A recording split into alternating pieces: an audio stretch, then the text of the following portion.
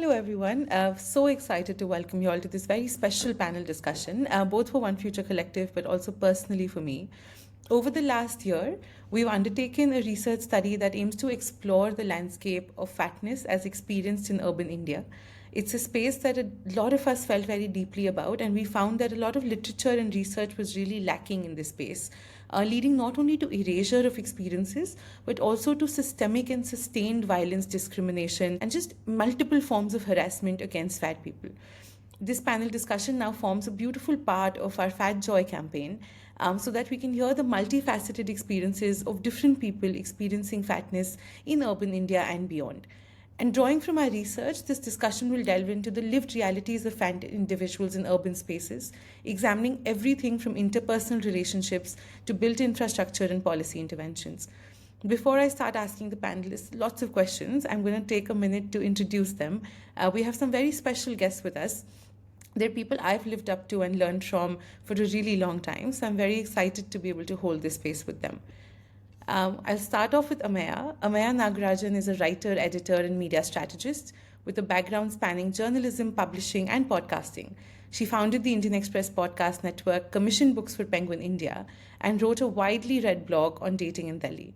Currently an editor at Global Voices, which reports on news and human rights, Ameya is passionate about food, karaoke, and can speak Spanish fluently, and likes nothing more than to throw herself into learning a new language. Ameya, do you want to say hello before I move to others? Hi, everyone. Thank you, Ameya. Good to have you with us. Next, let's go to Karishma. Karishma is a development professional working on making research and advocacy accessible and impactful. She combines feminist research practices with creative communication strategy, and her key interest areas are gender, social justice, media, and culture, including a deep interest in food and culinary traditions. I was also honored to have Karishma alongside me work as a researcher on this study. Karishma, do you want to say a quick hello as well? Hi everyone, it's lovely to be here. I'm looking forward to the discussion that we're having today. Thank you. And last but not the least, we have Aarti. Aarti is a former plus size fashion blogger who's been advocating for body liberation for the past 13 years. They also speak of life with chronic pain, illness, and midlife issues. They're a psychotherapist by profession, and they believe strongly in contemplative psychotherapy and the importance of self advocacy in medical settings. Aarti, do you want to say hello as well before we start off? Hi, everyone. Thank you. It's such a pleasure to have all of you with us. My name is Vandita, and I'm the founder of One Future Collective. It was my deep honor and privilege to be able to work on this research study and to be able to moderate and host this conversation today. I'm going to jump right in and start with a very simple question, which is throughout our research study, we found that there seems to be this idea of conditional acceptance of fatness. We found that when you're fat, you're accepted with a lot of caveats, if accepted at all. For instance, it's okay to be fat because you're good at something else, or it's okay to be fat because you have a medical condition, so we understand why you're fat. And I would like to understand how this conditional acceptance might have shaped your experiences, both personally and professionally. Ameya, if it's okay, I'll start off with you.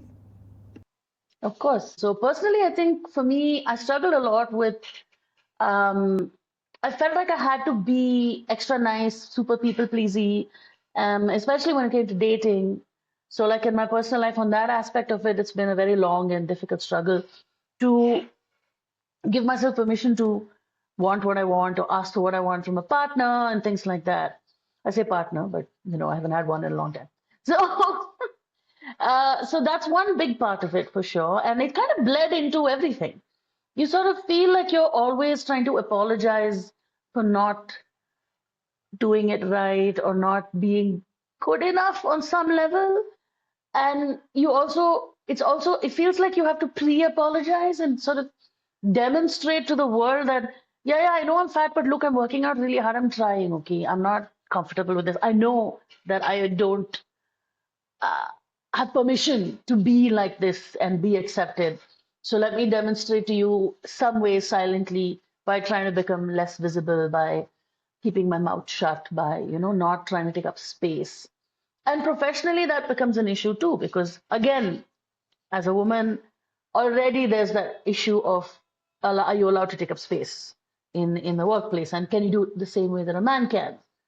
All of that. So I'm lucky though, because in professionally I've ended up working in fields that are very non-traditional in that sense, because publishing for sure is the woman heavy, and where I work right now is some sort of utopian ideal.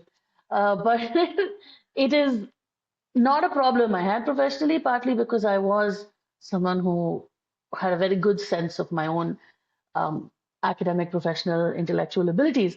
So I knew I was smart. I knew I was good at my job. I didn't need external support or validation for that. So I never felt the need to, be quiet or play things down. I would stand up and ask for what I wanted.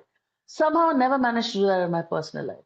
So I think that's really the conditionality of it comes into play there. But the most impactful one for me in the last few years has been healthcare, which I think all of us have run into, because I had a very minor knee injury, and just for the record. I strained a tendon in 2020. But of course, the problem was that I was fat, and of course, I had osteoarthritis. And of course, I should have bariatric surgery. And of course, I should stop working out. And, so it was terrible. And it just got worse and worse and worse. And combined with the pandemic and more weight gain from never moving in the house and comfort eating all the time and not being able to exercise, I got to a point where in 2022 I could barely walk, and I was in excruciating pain all the time. And I'd kind of given up hope on some level. I was like, yeah, this is my future. I told you, no, if you're fat, this will happen. But what I did find was a good medical professional. I found a chiropractor and physiotherapist who actually worked with me, and now I'm fine. But when I think back to how much pain I was in 2021, I would not even take a painkiller. Like, there was a part of me that felt I didn't have the right to ask for pain medication because you did this to yourself, you're fat, you have to suffer. But this is a thing that really hit home to me, because today, when I went somewhere and I put some strain on my knees, so I had to take some rest and stuff.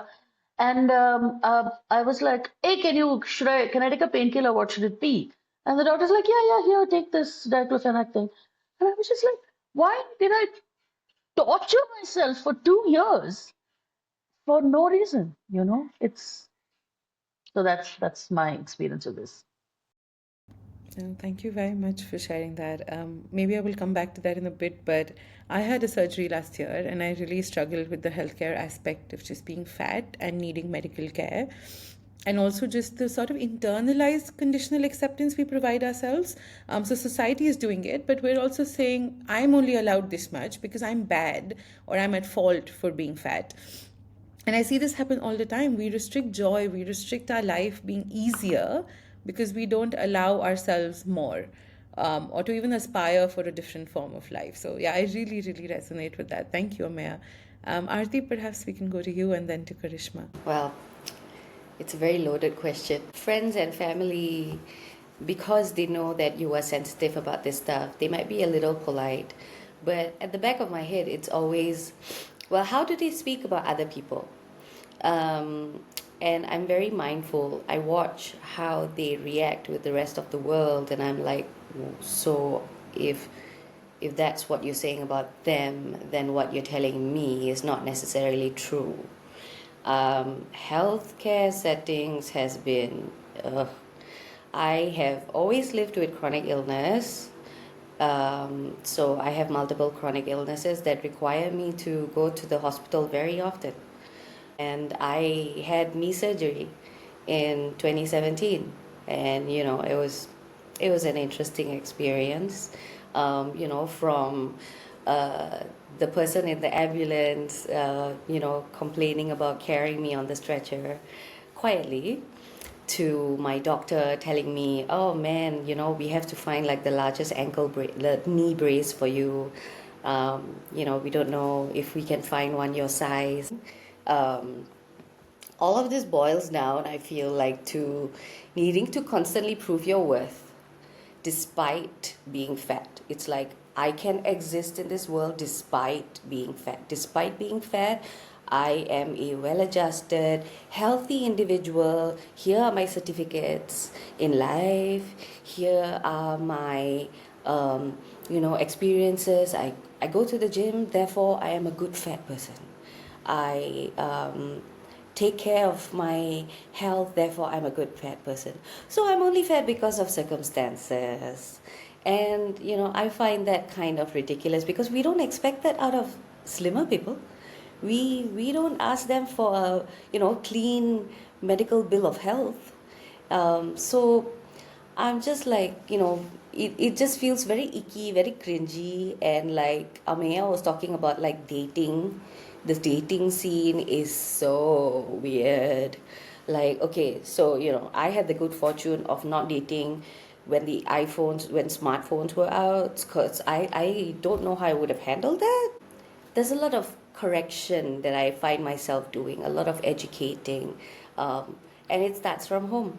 It starts from ourselves, all the internal conditioning, the cultural conditioning. For me, that's the most exhausting part. Whenever I'm having a downward spiral, I always find myself saying, why am I constantly being made to seem like a very difficult person? It's as if my existence itself is not enough. And, this is something that I keep trying to learn about, the fear of fat being the fear of death, ultimately. Thank you. That was really powerful, especially I think the understanding that the fear of fat is often related to the fear of death. And that's a really tough but beautiful way to put it. So thank you for that. I really resonated with a lot of things you shared. I dated in a generation where everything was on the smartphone. It was a horrible experience, both good and bad. And when we come to other experiences, I will talk about it. But I think dating also has a lot of internalized fat phobia. Oh, yes. Um, because I heard this poem once, which ends. I think it's by Rachel Wiley, and it ends by her saying, "I say I'm fat, and he says I'm beautiful," and in my head I wonder why I can't be both. And I think that's such a powerful way to think about. Like, you don't have to erase the fact that I'm fat to find me desirable, or fetishize me that way to find me desirable. That's not the only two options, right? But no, thank you so much. Karishma, over to you. First off, let me start off by saying it's truly wonderful. I mean, to hear that, that I mean, it's not wonderful in the sense that I enjoy it. It is, I think, useful to know that these are experiences that I have also had, almost, you know exactly the same. And it's really scary also, because there is a degree of performance that is associated with not just fatness, but I think existence in general. But that performance sort of shifts. I mean, technically all the world's a stage, but that performance slightly shifts when you're a fat person, right? Because then it specifically with the intersectionality of gender, and particularly for my experience, I think there is a certain like I said, performance with womanhood that has very close ties with weight. And something that really hit me with this was, so I have Hashimoto's disease, which is an autoimmune disease of the thyroid. And what that does is it has implications for rapid weight gain. And I was advised weight loss as a measure to counter Hashimoto's. And as I talked to my father about it, I said, they've recommended weight loss again, and it's this time something that I think I will have to, because again there was a degree of resignation in how I approached it. Also, I was like, let me just lose this weight and see if treatment changes, right? Let me see if by losing weight I become worthier of treatment, or that things become easier for me on the medical front. And something that my father said, which really stuck with me, was, "Can you do it faster? Because I need to get you married soon." And the, it's just what that really does for you is it really highlights the aspect of, as a woman, you're supposed to, the conditionality of fatness works in a way where at different points in life you're supposed to be different weights, right? So for example, is it easier to be fat as a married woman, because socially, if you're fatter in a marriage, you're happier. Is it acceptable to be slightly fatter if you are pregnant because you are pregnant? Is it okay to be fatter if if you're a mother, because of course motherhood requires a degree of cuddliness and a degree of of nurturing and just of joy that radiates from that sort of performance of fatness. If you are, say, in your 50s or in your 60s, where you no longer serve a desirability function, is it okay to be fat then? And which really shows you that it's constant performance, and it's this constant swinging from thin to fat to thin to fat to thin to fat to slightly less fat to slightly more fat to I should have fat here and I should have fat here and perhaps not here and perhaps not here, which is something that I don't think a lot of people realize is just how much mental work goes into monitoring at all times how fat you are and where you are fat and where you are not fat. That's one thing. And then the other thing that I'm constantly reminded of as a deeply mediocre person is that as a fat person, you're not afforded mediocrity a lot. Which is something that Ameya, you said, right? Is I have to be good at this. If I'm not great at this, then what is the point? And I would, for once, personally really enjoy not being great at something and still being allowed to sit in the room. Because there is this justification of, like you said, right, Aarti, is, it's fine if I am this way because at least I am smart, or at least I'm good at my job, or at least, at least I serve a function socially. What I would like, hopefully, in the future is for me to say, I serve no function, I do nothing, yet I am fat and I am here and I am able to sit in this seat without it digging into my sides. It's part of my job to know what algorithmic audiencing looks like, what people want to see, what people like to see. Fact of the matter is, people don't want to look at fat people unless it's in an empowerment context, unless it's in context of I'm not going to be fat soon. I am a before picture. And it's really scary to me as someone who's working on, in the field of communications, that I might forever be perceived as a before picture. And so then a big question becomes, how do we change that? How do I become like a standalone visual that will not get swiped on? Thank you, Karishma. Before I think we hand over to Ameya, there's something that came out in our research study as well, hinting to what you said, is that there's a continuum of fat acceptance, right? Which sort of defines this is what is acceptable. And when is it acceptable? So it's okay to have a bit of like puppy fat when you're a kid, but as you it happened to me. When I was young, I was chubby and cute and a cute kid, but when I was 12, I was healthy. I was no longer it was no longer okay to say, oh, she's like just puppy fat hair, it's cute, look at her, so adorable. It became she's healthy. Then it became a lot of over time, so what if she's fat, right? It gets to that point. The final point reaches, she's good at studies, she's good at other things. So it's okay that she's fat. And I think it goes back to the mediocrity point that you were making, Karishma, that this continuum does not allow us to be average or to just exist. And I know, Ameya, you wanted to add something along the lines for that. Yeah, when you were talking about mediocrity, it really made me think of something else, which is that that's just capitalism. No one is allowed to be mediocre. You have to only celebrate success or mourn failure. You fail and fail and fail to succeed. Your first startup always fails, but keep going. That mediocrity thing, I feel, is definitely something we should all embrace, regardless of your shape, size, whatever. Be bad at stuff. Have a hobby that you suck at.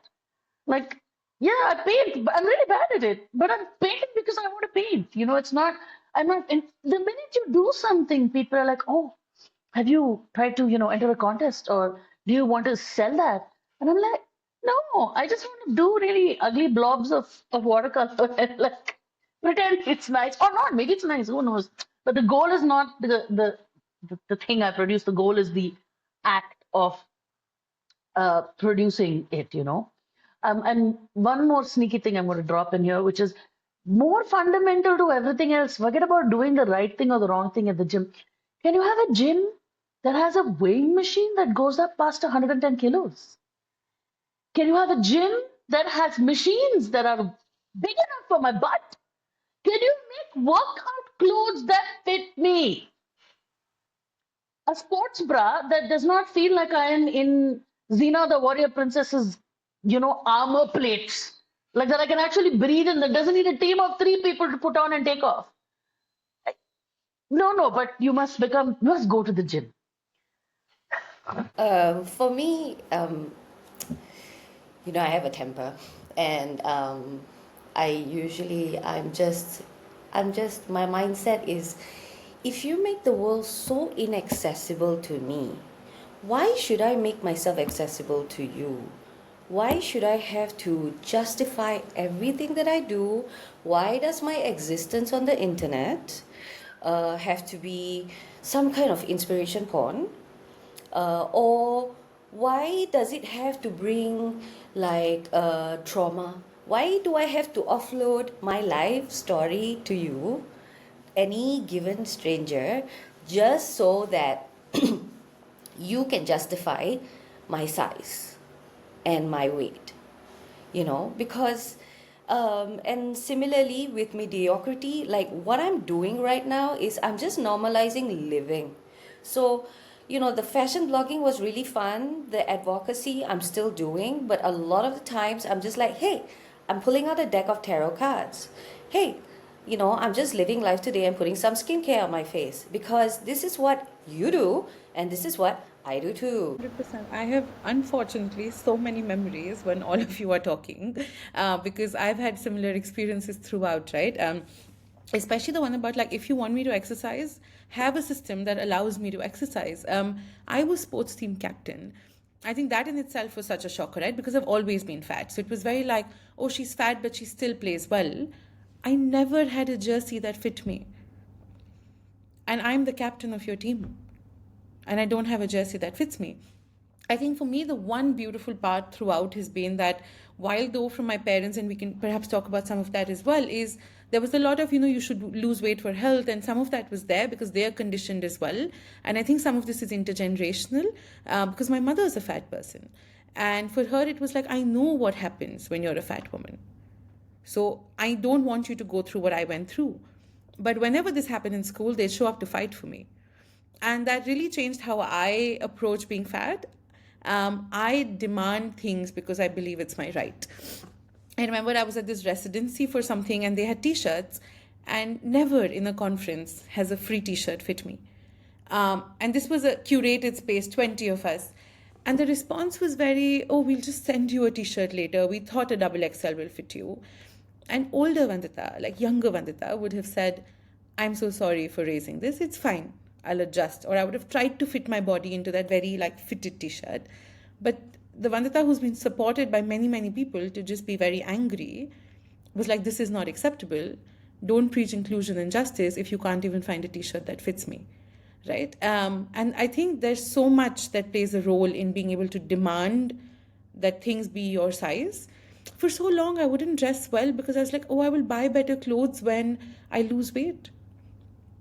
It's a different matter. I couldn't find clothes my size. That's different. But in India, you can still get something tailored. I wouldn't do it because I was just like, no, once I get thin, once I'm at that ideal weight. And just hearing you all speak, I was like, okay, this is my life. And it's unfortunate that all of us have such similar experiences. I do have another question from something everyone here has shared. And I think a lot of that has been around healthcare. So I'll share a recent example to give context to people listening in as well. I asked an eye doctor if I can get laser surgery because I have very high power. I've always had it. And he said, if you lose 5 kilos. And I was just like, why? I asked him to explain to me medically why I need to lose 5 kilos. Because firstly, 5 kg is not all my body weight. Why do I need to lose that 5 kilos to get laser surgery? And he's like, oh, because I will know you have control and discipline. so you'll be able to do aftercare for the surgery well enough. So I know we spoke about healthcare experiences when we're fat, like related to things people consider fatness, right? So maybe, it's a knee surgery, but it's because you're fat. You're diabetic, it's because you're fat, things like that. But even something which is completely unrelated, I have heard experiences through the research process where someone was denied proper treatment for a fracture because they said, you're just fat, so you just have pain. It's not a broken bone. So, given this context, I would like to understand from you all. Healthcare spaces often end up attributing everything to fatness, right? Related, unrelated, as I've just shared, which means that a lot of us don't end up seeking care. For a really long time in between, I just wouldn't go to doctors because it was much easier. And I wouldn't go to doctors for things like eye care, skin care, things that are honestly more like vanity based than actually needing medical attention, right? I can just wear glasses, it doesn't make a difference to my life. So I think things like that as well. So I'd love some insight from you all. What do healthcare institutions, doctors, even infrastructure need to do to make it more accessible and affirming for individuals? Even when I had my surgery, one of the hospitals I was admitted at before I got the surgery, I had to say, I'm not wearing your clothes if you don't find one that doesn't fit me. I'm paying your bills. It's not my problem you don't have my size clothes. But that also comes from just having such a supportive ecosystem. Because I know my mother sits in the same room and says, I would never talk to anybody like this. I would apologize for not fitting into that outfit, right? So I'd love to understand from you all. Perhaps Aarti, you want to start us off this time? Yeah, so I live with type 2 diabetes, and it is totally filled with diet culture and diet talk. There seems to be no remedy except things like bariatric surgery, things like losing weight, and things like, so I would constantly ask my doctor, but what about stress? Because during the pandemic, I was under a great deal of stress. And couldn't that have impacted my endocrines? What about genetics? My mother is fat as well. And I have had, intergenerations. My nanny was fat as well. So what about that? And, I really wanted to learn more, but I just realized that you're not going to get the answers that you want from your physicians. You're going to have to, first of all, advocate for yourself, and for that you need to just go online and go on the internet and figure stuff out. And so I wrote here, inform the institution, inform the doctor, inform the patient. I feel like that's like my slogan. The institutions themselves would benefit from policies changing about how we regard our patients. I mean, we have the medical model and all of that. I'm getting a bit theoretical here, but like that needs to change. Like, for example, like in your notes, Vandita, that you gave us, you were talking about how even in a mental health setting, someone is talking about their anxiety and you're like, but maybe if you lose weight, you might feel a little better. And I'm like, how on earth is that gonna get me feeling better? Like, sure, like moving my body might make me feel, a little more at ease and stuff, but I just feel like people have become way too comfortable with weight policing because it's still the most justified kind of discrimination. It's still the most acceptable, where people are like, but I'm doing this for your own good. It is only from a place of love and concern. Bullshit. So whenever I go to a doctor, I always question their inquiry. Is this relevant? I have a cold. Is it relevant that you want me to go for bariatric surgery? Like, what does A have to do with B? So if it doesn't have a relevance, shut up and give me my medicine. You want to take my weight? Fine, take my weight. But I'm not going to obsess about it just because I'm type 2 diabetic. I've been working on undoing my eating disorder history, which started when I was 11, 12. And that process, starting that in my early 30s, and then getting diagnosed with type 2 diabetes, and then hearing these things, I avoided the doctors, I have to say, for the longest time in my 30s, kind of out of rebellion. Now, what I've done is I've sort of armed myself with knowledge to kind of be like, all right, so I have this to fall back on when I see physicians. I have this to fall back on when I am speaking with a medical practitioner in any setting. Um, and I feel like we need to encourage our physicians to not be lazy, because they keep telling us we're lazy, but they need to not be lazy, do their due diligence, do their research, and wonder why we are still harping on the BMI. There's a lot of back and forth and debating that we end up doing, and not all of us are confrontational people. It drains us. We don't want to have to do this every time we enter a medical setting, but we have to. And I feel like it's a necessary evil in the very beginning to do this so that you prove a point and they realize that, okay, there are people out there that refuse to, accept the status quo, because the status quo is not fair. It's rigged. It's rigged. I call it tough love as well when I advocate for myself, because if not, who else is going to do it for me? My parents, I love them, but God help them. They did not advocate for me in any way. And it's been a struggle, like with my parents, with my in-laws. Like the only person who's ever been of support to me has been my husband. But even in a medical setting, he's very quiet, he's very non-confrontational, and so it's been stressful. It's been extremely stressful. And this is only coming from like being a fat person point of view. There are so many other things there, like race, like gender, sexuality, and we haven't even covered that. And medical settings. Very difficult. Yes. No. A quick practice we would do. We ran a fat liberation circle at One Future Collective, and we collectively decided that one great legal tool is to ask a doctor to write that I am not prescribing medication or treatment, but I'm prescribing weight loss, because they get away by not ever writing that the treatment is conditional on weight loss. And I think that's a great tool. So I think just that manifesto and having that information that you can demand this makes such a difference. But I also I agree with even my parents and with my partner and everyone. I think when it comes to a doctor, I think just something happens. I think mentally, because we feel either we're not as informed, as equipped, we don't have as much knowledge, we tend to shut down, and even our support systems shut down.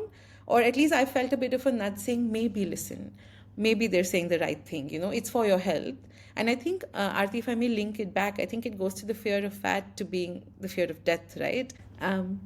Ameya, we'd also love to hear from you what experiences you've had and how you think healthcare institutions could be more affirming and inclusive. Well, there was that orthopedist that I referenced who sent me off to bariatric surgeon, claimed I had osteoarthritis.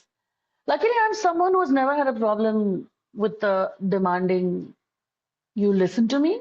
I didn't do that in these fat-related trauma spaces before, but by the time I had this injury, I'd been working on fat liberation for a year, and so I was just like, really? You think so? Let's take an X-ray. So we took an X-ray. I did not have osteoarthritis. I mean, I had some early stages. So I literally said, so he's like, see. I said, okay. What about other 38-year-old people? Do they also have this? He's like, yeah. I'm like, okay, glad to hear that. Thank you. But the thing that really drives me bonkers about this whole experience is the fact that I had the same pain in the same tendon about a month and a half ago after like moving house, because it was a lot. And I went to my physiotherapist and had 3 sessions in a row, like 3 days in a row, and 2 weeks of rest, and it was gone. So I lost 3 years of my life to pain that I absolutely did not need to. Because the only thing that man could see was that I was fat, and he was not interested in diagnosing my problem. I do think that this is far worse for fat people, but I also think that this is just a phenomenon of the medical industry, especially in India. It's very paternalistic. They don't want to give you any information. They don't want to listen to your opinion. They'll just tell you, do this. And you're like, why? They're like, They look at you like, what do you mean, why? Shush. Do what you're told, child. And we accept it. And I think that's also why when we enter these spaces, you just kind of like, no, no, doctor said. Doctor said. And being fat has taught me not to do that anymore. So I do kind of push back on a lot of these things. So I have sleep apnea. And when I went to see the pulmonologist, he looked at it and he said, "Oh yeah, it's because you're fat." I said, "Really? I did not know that. Do you mean thin people don't get sleep apnea?" He said, "No, that's not true. They get it." And I'm like, "Oh, so it's not because I'm fat." So then he says, "Oh no, I mean, of course it makes it worse." I'm like, "Does it really? Oh, did you not see it? This is not something that commonly gets diagnosed in your 40s?" He's like, "Oh, well, yeah, I mean, that's kind of when people do." And I was like, "Really? So I guess it's not because I'm fat." I felt like I was annoying him by paying him a vast sum of money to talk to me for 15 minutes after I waited an hour and a half, just for context, right? And he was just like, "Well, if you can't fix this, I guess you're going to have to look at bariatric surgery." And I was like, "Actually, there are surgical options that involve dental surgery before you need to go to bariatric surgery. So I was mad. I was really mad about this whole experience. I mean, I've had a doctor I went to with a UTI who's like a gynecologist who looks at me and says, "Acha, so you have a boyfriend?" I was like, she's like, "Why? He's not saying he'll leave you up if you don't lose weight." And I was like, "Ma'am, I have a UTI. Can I get my antibiotics and leave? Thanks." But the thing is, you have to really feel secure in being willing to push back against authority figures. So I think the first thing is all medical professionals need to go through some kind of bedside manner training, like, how to see your patients as human beings, how to react to them empathetically, how to listen to them. I went to an endocrinologist recently because I was like getting worried that my blood sugar had gone up really fast. Uh, and I was officially pre-diabetic. And so I went to see her and she sat and she just listened to me for like 40 minutes. And I was like, I've never had a doctor listen to me, not dismiss me, not tell me, "Oh, do this, do that, lose weight, don't lose weight, blah, blah, blah, blah, blah." And like I explained to her the whole dilemma I have with, like, I have this knee problem, I have these mobility consequences, and I'm stuck at a plateau where I'm not able to get better because I'm too heavy to push too much. But if I don't push more, I will never get past this point. So, and this blood sugar is rising. Should I take Ozempic? Will it be good for me? But can I take Ozempic as a person who fights for fat liberation? What does that mean for me? I, of course, thought about this a lot myself, and then I had this big conversation with her, and I thought it was like wonderful how she just held space for me. I was just like, "Oh my God, this is the most amazing doctor I've ever encountered." That's what doctors need to do. Now, I understand that the medical profession is high stress, and especially if you work in a big hospital, they're super corporate, and you have to do your turnovers and you have to meet your targets. And I understand a lot of this. So I understand that they're tired and they want to push through this thing, and everyone is waiting in the doctor's office and everyone is stressed out. But then, can you give me a place to sit? Got to be inclusive in your equipment. You can have a second blood pressure cuff that's bigger.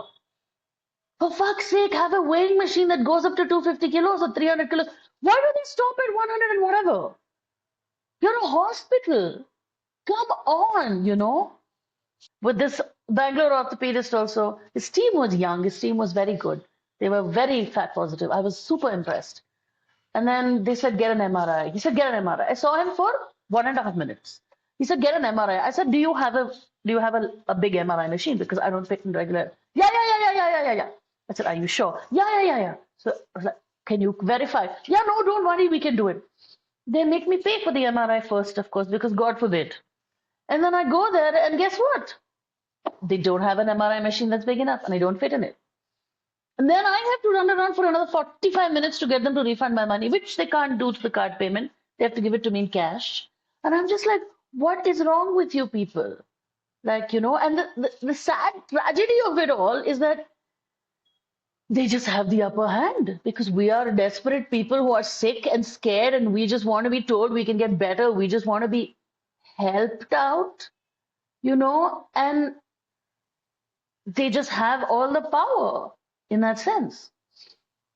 Thanks for sharing, folks. I think most of what's already been covered, just in terms of like we need better training, we need more equipment, and we need better equipment. I think those are two really important factors that I'd come into this discussion thinking of.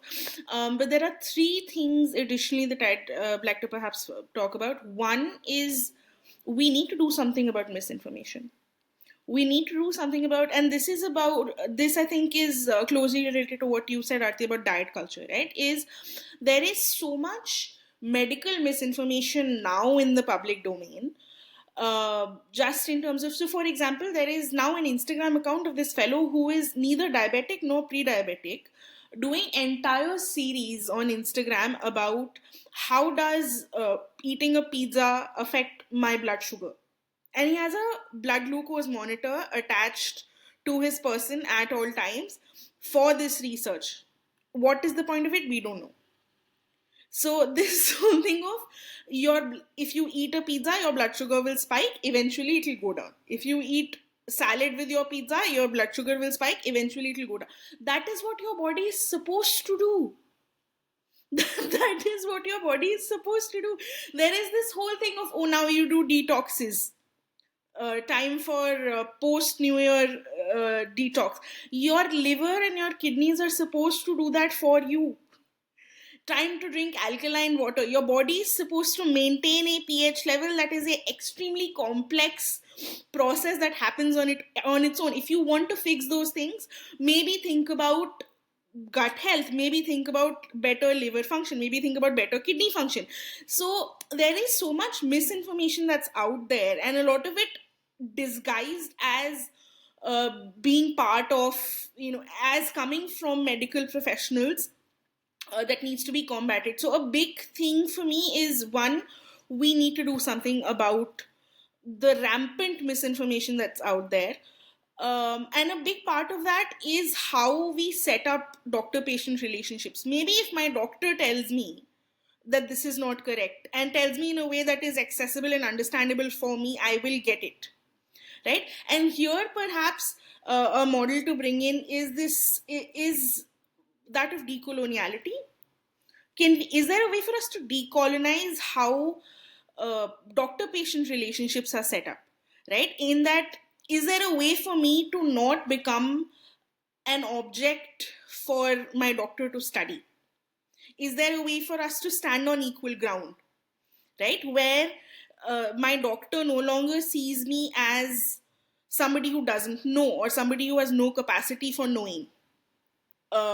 There is there is an observation that I'd made some time ago, which is that a lot of doctors in India specifically do not account for vernacular that people use to express pain. Right? So a lot of, for example, older people will use vernacular to talk about pain. So घुटनों में चूं चूं हो रही है, कानों में सन हो रही. This is all, it's legitimate expression of pain, and it's probably closer to how that pain is experienced than a shooting or a stabbing or a dull thudding.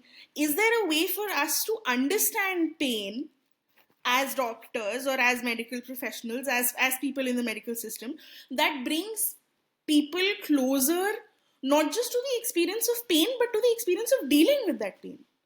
Right? It's almost as if in a clinical setting, when I leave that clinical setting, I no longer exist in that clinical setting. So sure, it's easy for you to extract that experience of pain and say it could be because of XYZ reason, but when I leave your office, I am still left with that pain. How do I manage? Right? So one is misinformation. Two is, how do we fix doctor-patient relationships? And three is just, sure, if you want to prescribe weight loss, and which it's true, right? There are a lot of illnesses where weight is a factor. Is it directly related? Is it inversely related? We don't know. Is there linkage? Sure. If as a doctor you find that weight loss is something that you need to recommend, we need to look at weight loss as a process rather than as an outcome.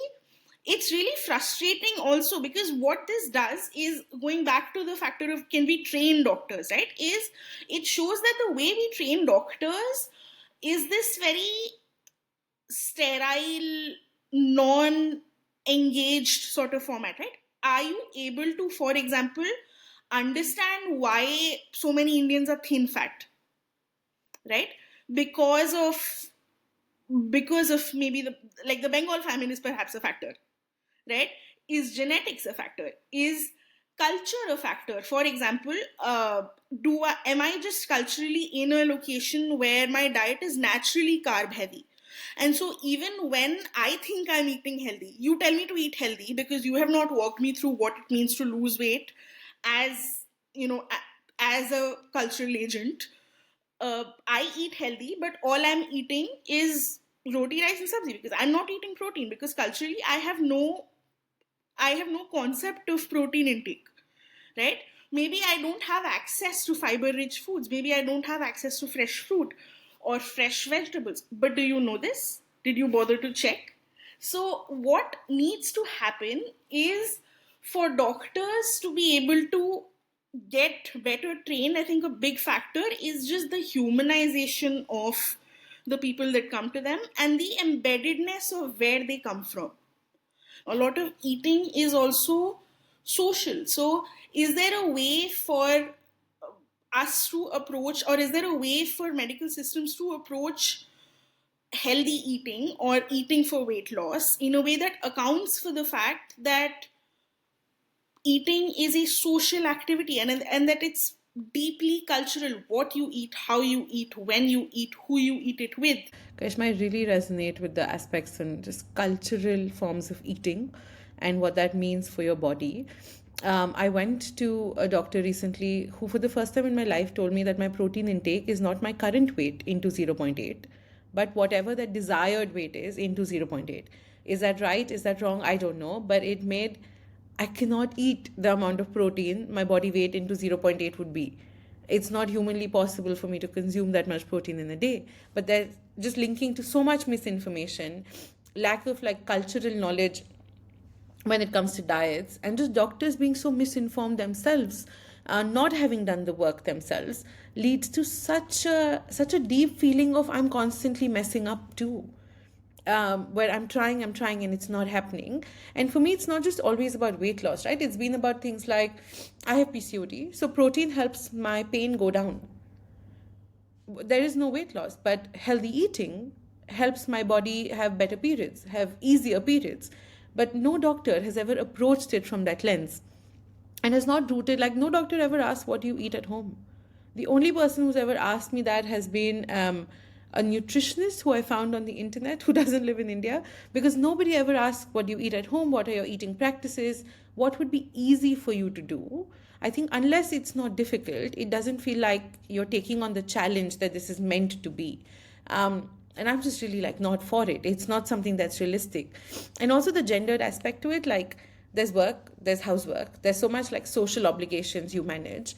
And then on top of that, if this is also something you manage for yourself and you have to do it additionally, it will just never happen. So just understanding not only like perhaps eating, but like eating practices, as you mentioned. So many women eat last at home. Whatever, like poor home, rich home, middle income home, women eat last. My mother has always eaten last. So even if like we got something made at home, it was really good for everyone, it was over by the time my mom went to eat. So she ate whatever was available, which wasn't always the best health option, right, for her. But she's just always done that. And I've seen it happen everywhere. So I really appreciate that insight as well. Also want to talk about something that was really like a fun part of my life that slowly got taken away as I got fatter and older, which was just clothing. Like I really enjoyed dressing up. I really enjoyed looking a certain way. And then I just didn't have clothes that fit me, or clothes that I could afford and fit me. So it was either one or the other, and it just did not happen. So Aarti, given your past work as well, I'd love to ask you, clothing and fashion are deeply tied to access, visibility, how you look at work, how you look in your personal life. And it's been a really difficult journey there. So there are limited size ranges. Or if you're fat, you get like, I was just telling someone, I can't find a sexy dress to buy. I don't know where to go to buy a sexy dress. I can get something that covers me from here to the, like to my knees or like to my ankles, but I don't get something that shows me off the way I might want to. And that's also the idea of what someone who's fat should dress like. So I'd really like to understand. I know there have been some changes. So, what has this landscape looked like? How has this changed? And how do you see this fit into the larger movement of fat liberation, right? Because it's sometimes also it's shed off as something that's a bit more frivolous. It's not as important as some of the other things, but it's a big part. Like it's fashion can be art. It's the art you put on yourself every day, and it's just shed off every time as something frivolous. So yeah, what do you think? When I first started plus size fashion blogging, and because I was in the line of psychotherapy, I had friends who were sociologists and stuff, and they really looked down on this. They were like, what is the point? Why are you going into fashion? And I'm like, honestly, it's a social experiment for me, and it's part of my healing.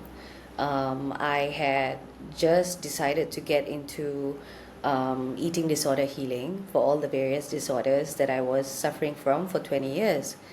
And fashion was just such a beautiful, life affirming political statement. I didn't realize it would be that political until I started putting my pictures up on social media and started getting interesting, comments and remarks. But it really gave me perspective. And when I started in the 2010s, and I would see all of these plus size bloggers like Gabby Fresh, Nadia Abul Hassan, so many people. It was a really good time to see all the different styles that I could wear that I never thought I could. Mostly for us, it's about finding representation, or at that time, it was becoming the representation. And I felt like a lot of us sorely needed that, and there was a really good time to do that. I couldn't find any representation in magazines, mainstream media, and when we are portrayed in those settings, it's not always in the most positive light. So I say that often when we have news commentaries, we are headless fatties. Like they'll cut our heads off and then they'll just show like people with bunched stomachs and the obesity epidemic. And and you watch us in movies, it's kind of like the frumpy fat friend, the one who will never have a boyfriend, the one who trails after the pretty girlfriend. And I was there in real life as well, and it's not fun. I didn't want to be an accompaniment to a slim, prettier friend who had all these options to fashion. I wanted these options. It's been interesting because I am non-binary, so it's been very interesting to navigate that in a largely hyper feminine fashion industry for plus size people, for fat folks. It's almost as if all of us are meant to be hyper feminine, and that's how we wear things that are flattering and stuff. So that's why I say it's been like a social experiment as well. What I really enjoy now though is a lot of places customize. I In the early 2010s, I couldn't really like buy Punjabi suits and langas and stuff like that. But I'm grateful that there are all these places that can customize it. But just because it's extra fabric, please don't charge us like a foot and a half, because I don't think it's fair.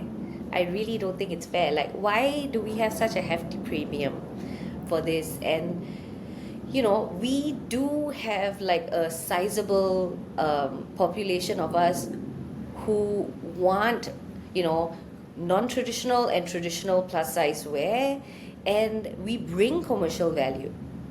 We are a good market. And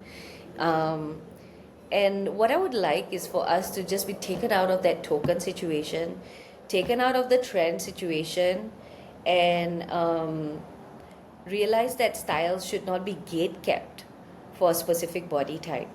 The clothes should not make us feel embarrassed or like we are stuffing ourselves, into like a suit or something, like meat being stuffed into a sausage, like it's just so unfair. So, sleeveless arms, crop tops, they are not a crime for us to wear, nor they are a fashion faux pas.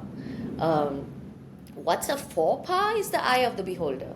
Fashion is so liberating in its experimental nature, and it should be fun because it can undo so many former misconceptions that you may have had about dressing your body. Um, Maybe you thought a pair of shorts would be impossible to pull off, or that a pencil skirt would look like an eyesore. Um, fashion, fashion challenges what we see in the mirror, and when we work on our self awareness and we ask ourselves, what am I actually saying to myself? Who are the voices in my head? Is this society speaking? Is it me speaking? And challenging that, like that's been a huge part of my fashion evolution.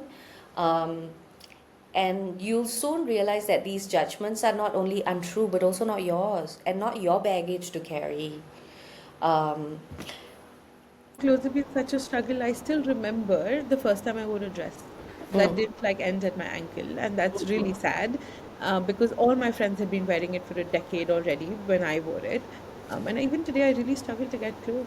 But I do think culturally, though, it's always been easier in India to get plus size clothes because you can get them stitched. But at the same time, it's no longer cool to do that in a lot of spaces, right? So while there's cultural availability, yeah, because I mean, your tailor doesn't stitch you a t-shirt or a crop top, right? They mostly like they will do things that have a more Indian finish, or then you will need to go to a tailor that's very expensive. Yeah, exactly. So like Indian clothes or some dresses, but the dress also has a kurta fit. But we've had that tradition. We've had some access to it, and now even that's not possible. And I see a lot of like younger fat folks that work with us in our communities really struggle because it's a big part of your self-expression. It really takes away from feeling your best self, feeling confident, feeling like you have presence in a room when you can't be as dressed as you want to be. So if you don't want to be, that's fine, but many of us do. I'm going to take from that question, and something that it was touched upon as well by Aarti was around like media representation. And Ameya, come to you.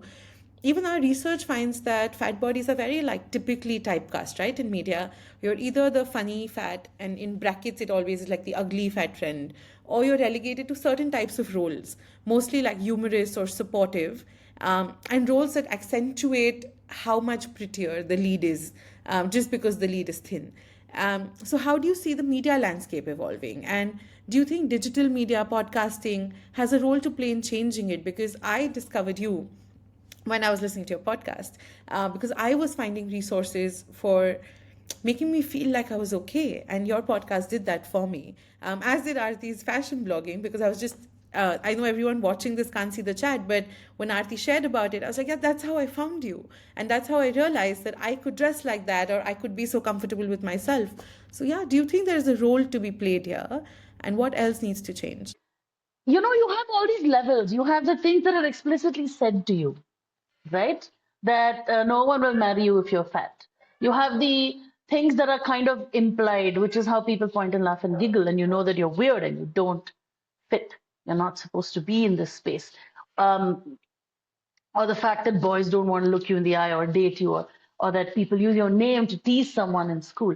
You have all the unconscious implicit stuff, which is that you can never find a chair that you can fit in, that you can't find clothes that make you comfortable and make you look pretty or make you feel like you look pretty. Everyone has their own style. Some people like to wear the full flowy, flooshy thing, right? That's amazing. I'm happy you can do that, but some people don't. Some people want to wear shorts and a tank top. So that, and a big part of that is literally the media landscape. Because here's the thing, that even if you personally, as someone who is blessed to have people in your life who are sensitive and thoughtful, who don't put you down for your weight, if everyone else sees fat people only coming on, existing in these modes of fat friend, foil, gross, butt of jokes, or even, the most, I don't know, it's not very recent anymore, but that TV show was there, This Is Us, where one of the girls, one of the characters is fat, and everyone was going on and on about how you need to watch the show. It's so amazing. It's so amazing. I was like, are you telling me to be excited that this woman's entire life, her identity, her character arc, her existence revolves around the fact that she's fat and she doesn't want to be? She's breaking up with someone who loves her because he's not doesn't want to be thin anymore. How is this? And this is the kind of representation that people think of as representation, But like, can we have fat people exist in stories who have arcs? They have fights, they have loves, they have trouble at work, but it's not because they're fat. It's not about their being fat. It's like if you have a fat protagonist, the story has to be about their being fat and embracing it bravely, or their journey towards educating other people, or their ability to shed the fatness and become one of the normies. And actually, Rebel Wilson, who is quite an amazing woman, I find I'm so uncomfortable with any movie she's in because she's just always this super weird psycho. So, like, she's so transgressive, it's okay that she's fat. Her transgression as being fat doesn't matter as much, you know. Definitely, I think there's more of that. Like, no, you know what? I hate my boss. It's going crazy. This job is driving me nuts. Oh God, I'm stressed about getting into grad school. But on the other hand, the reality is that all of these things are extra stressful for us. Because the reality is that if you have a fat person and a thin person and they're both identical, you'll choose the thin person. Whether, for the job, for the friend, for the relationship, for the tenant, for whatever, right? You do get penalized for existing in a fat body. So that's where I think stuff like podcasts and TikToks and all really help, because it's about an actual person's actual story, But in fiction, can we please show fiction where people are just normal, And I can sit here in my podcast and I can tell you about all the ways that this being fat has been really traumatic to me. I have so many friends who've told me, listen, thank you. Because now whenever I'm making a reservation at a restaurant and I'm meeting people, I'm like, oh, let me take a picture. Pictures. Do they have chairs without arms? And it's not just about meeting me per se, but it's about inclusiveness in general, right? So many things are so terribly non-inclusive about design, but that's not what this is about. So I'll stop. No, I know you stopped there, but that's also a really important reflection, and it's something that's come up in our study quite a bit. Very strongly agree with the media part. I feel like being fat inherently just makes you like have a negative characteristic, like you're either evil or someone to be pitied. There was this movie, I think it's Dil, where in the beginning there's Amir Khan's character fighting in a boxing ring, and the punishment for him losing is being kissed by this fat woman. If you all remember that, I don't know, I think it's the movie Dil, and when she comes in, they play the background noise of an elephant trumpeting. And I've seen these small, like also as part of this research study, when I've examined some media, it just really shows to me how women, fat women especially, because it is quite gendered. I think fat men are portrayed a little differently in media, right? But like fat queer folks, fat women are portrayed so differently, and there's a complete lack of desirability. We're not desirable, and unfortunately, in a patriarchal world, when you're not desirable, you're not human. Because society doesn't lend you value unless you're desirable as well. I know you touched upon built environment towards the end, and we won't talk about it too much in depth perhaps on this panel, but our research study really shows that that's a big part that makes people feel excluded every day. We discussed chairs, for example, through this panel in different ways, but not just chairs, right? Like medical infrastructure, something you all spoke about. Does your dentist chair fit you? Even things that are not necessarily designed keeping a fat person in mind should be designed keeping a fat person in mind. So be it medical infrastructure, be it like clothing, be it like seating, there are just so many things that are so inaccessible. Even like the capacity of a bed to take weight is very different. So if, for example, you're two fat friends sharing an apartment and a bed, you're rarely going to find a bed that can take the weight of both of you combined. So that was quite an interesting insight as to how much it impacts a person's life, because you can step back from many things, although you shouldn't have to. But this is something you just have to deal with because you have to exist, right? You occupy physical space. But keeping all of this in mind, Karishma, I will come to you with one question that came up repeatedly through the study, we couldn't find much literature that one talked about fatness in India in general, if not from a historical lens, right? But also there was a clear gap in terms of, okay, what does it mean to be fat and be a non-binary person? What does it mean when fatness and caste intersect? What does it mean when fatness and class intersect?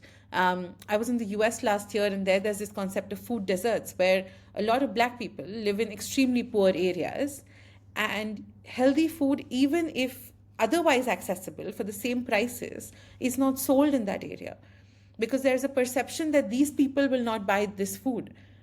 So then all you have access to is like a KFC or a McDonald's, and sometimes it's cheaper than putting together like a healthy meal. So you end up making those choices. So a lot of how these intersections play out. So I know our studies tried to do it, but it has like succeeded on some fronts and failed on some fronts, given the fact that also we didn't have a lot of material to build off of. So I'd love some insight on how can we ensure that any conversations we're having about fatness are intersectional, they are culturally situated, because we don't want, I mean, at least I wouldn't want policy research to end up with looking at fatness also from a very unitary lens, and only think of it one way. Because I remember through the study, we found things like queer people also, like a community that is otherwise historically oppressed and marginalized, is very discriminatory against fat people because they are not seen as desirable and they don't seem to fit the queer aesthetic of what it looks like or should look like to be queer, right? So, yeah, just over to you. I feel like not a lot of conversations about fatness happen at a micro level, or even more realistically at a macro level. A lot of conversation about fatness, specifically, I mean, something that you mentioned, Vandita, is the idea of food deserts, right? Which is something that that is increasingly becoming a conversation in the West. Is with developed countries, there is an obesity problem. There is an obesity problem globally, but in the West there is an obesity problem because they have too much access to calorically dense, accessible, cheap food. In India, however, there is an obesity problem, but there is also a malnutrition problem, right? And so when we talk about the obesity problem as if all of the people that are obese are also part of the problem that needs solving, it's this sort of, it's this singular focus of uh, there's a singular biomedical focus to how we talk about obesity, right? The very fact that it's easy for you to call someone obese, and you know, and chuck it from there. Even at a let's put it in a medical, let's put it in a clinical setting. It's easy for a doctor to tell me to lose weight. It's not easy for them to confront the fact that I am so depressed that I cannot cook, and where I live, I don't have a mandi around me. I have no one to buy food for me, right? For example, and it's that divorcing of the reality of living in a fat body versus what you think medically fatness is, which is something that is, you know, it fast tracks you to death, like Arti said.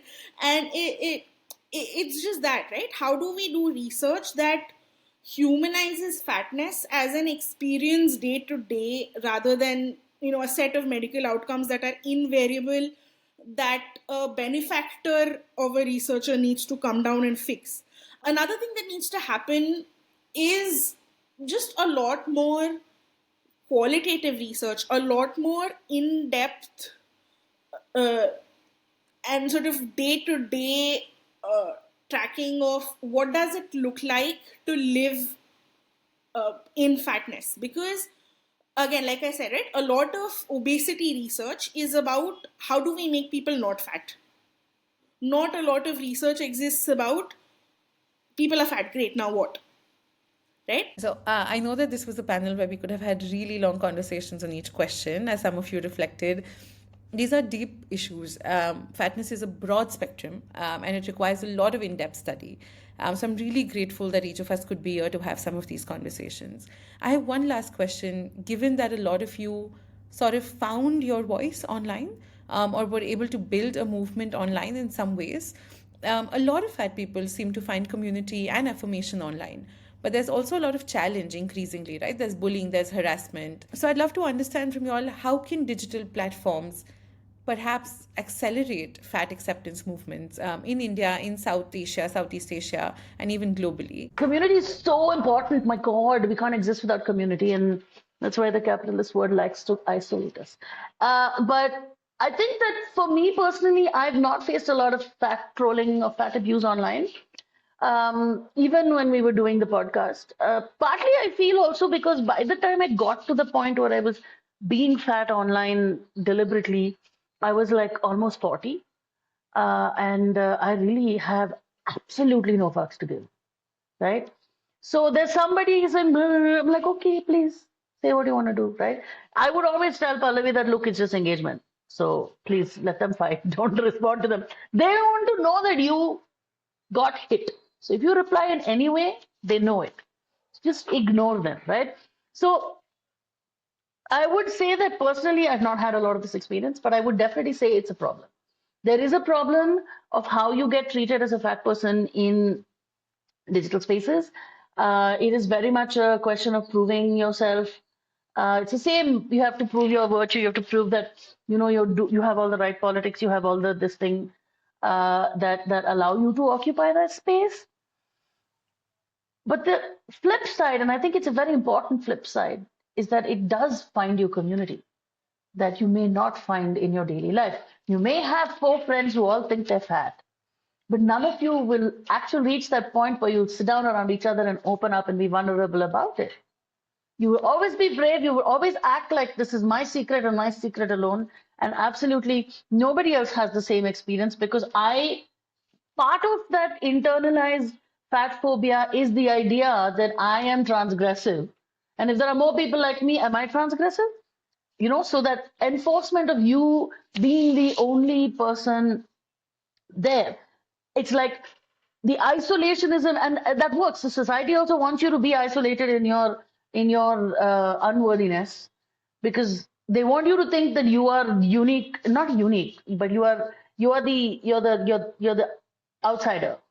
Everybody else is like this. But when you actually look at it, like actually the norm core people are like 10%. Is that a norm? That's a minority, right?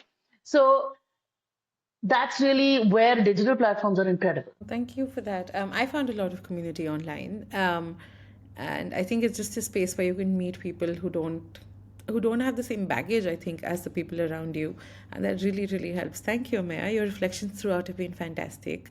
I know you have to drop off, so feel free to drop off at any point. But I will take this question to Karishma now.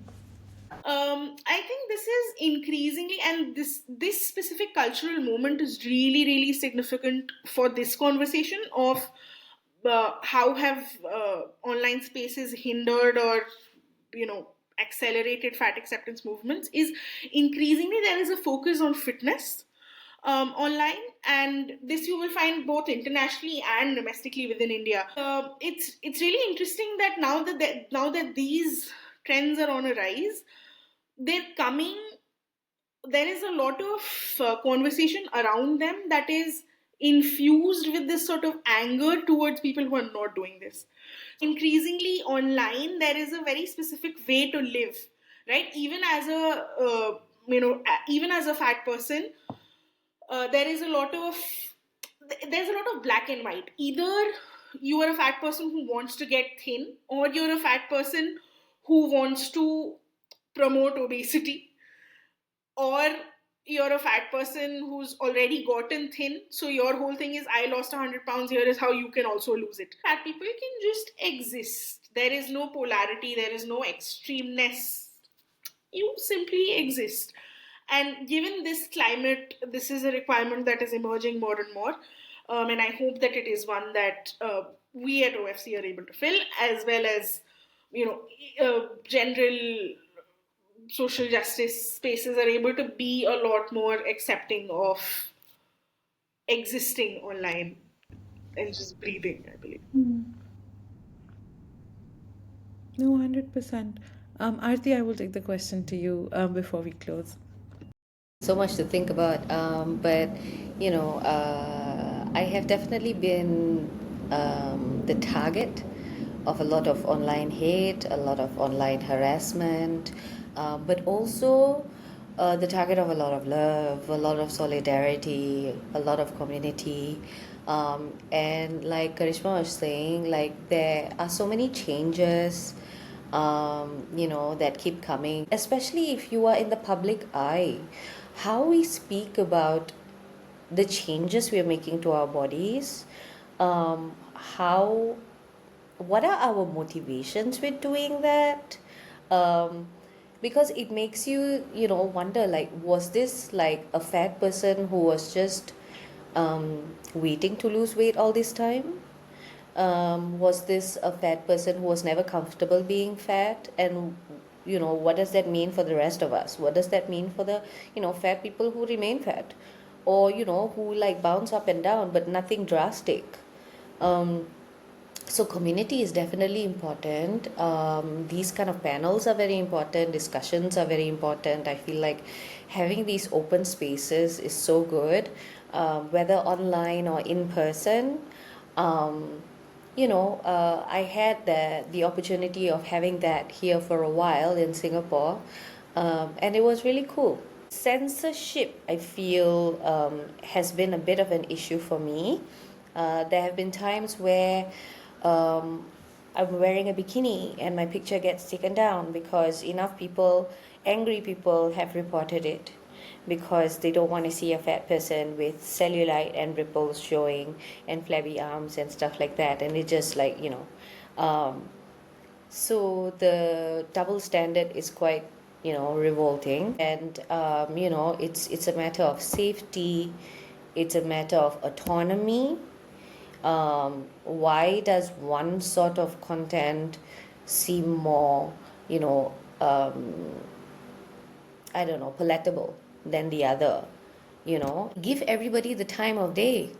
Give everybody the opportunity to be able to express an opinion. And at the same time, make sure it's a respectful space. Thank you so much, Aarti and Karishma. I think those were really powerful insights. As someone who didn't grow up with like digital media, and then, when I grew older, suddenly there was an explosion of social media. It's been a really interesting journey. I think it's made me accept myself more in some situations, but also I wonder if I wouldn't have scrutinized myself this much if that didn't exist. So it's been a fine balance. I've also always been a bit scared of what I said earlier about like fetishization and building connections online, because I never fully understand how genuine it is. But then that's true for offline as well. So it's not something that's uniquely special to the digital space. I really appreciate, though, that through that I've been able to connect with people like you all of you, right? Even Karishma started to work at One Future Collective because of a social media post. And I think that really gives us space to connect with people who are like-minded. But my true hope with this study is that it doesn't restrict to people who already care and people who already agree. I really need this to go out to people who disagree, who want to fight with us, who want to say hateful things. But I hope at some point they will watch a clip from this panel, they will read a part of the study, and they will take a moment to reflect. This could be a fat person, a non-fat person, but I really hope that happens, because for change to happen, we need that. For all of those who are listening in, I'm going to start by saying a big thank you. I know Ameya dropped off, but Aarti, Karishma, Ameya, you all were fantastic. Such rich insights. And thank you also for sharing such personal experiences. I know that couldn't have been easy. Really appreciate all of you spending so much time with us. And I'm very excited for everyone watching to engage with the study. When you check out the panel, the caption, links in bio, will have our study available, as will the One Future Collective website.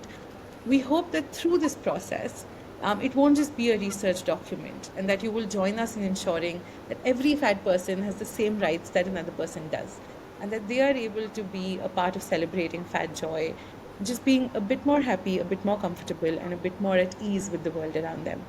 So any final thoughts for both of you? Perhaps Aarti, then Karishma, and then we can close our panel. I just like to say thank you so much. This was so enjoyable. We've got to do more of this, even if not like in a podcast or panel version, but like, I don't know, just chat, because these communities are so special to me. And yeah, I hope that everyone who's listening gains valuable feedback, and this gives them food for thought. Thank you for I think thank you for holding this space because with the research study, right? A lot of I share a lot of your anxiety, Vandita, that it might not reach people who need to hear this, and I'm very comfortable with people not agreeing or none of this making sense to them, but here, like for us to have said it and for us to have hopefully started this conversation is a big step, and I'm hopeful that it's something that we're able to continue and that it touches as many lives as it can. Thank you, both of you, and Ameya, who's not here. It was a great panel. I feel very uplifted and I feel much better about the world, which is a really special thing.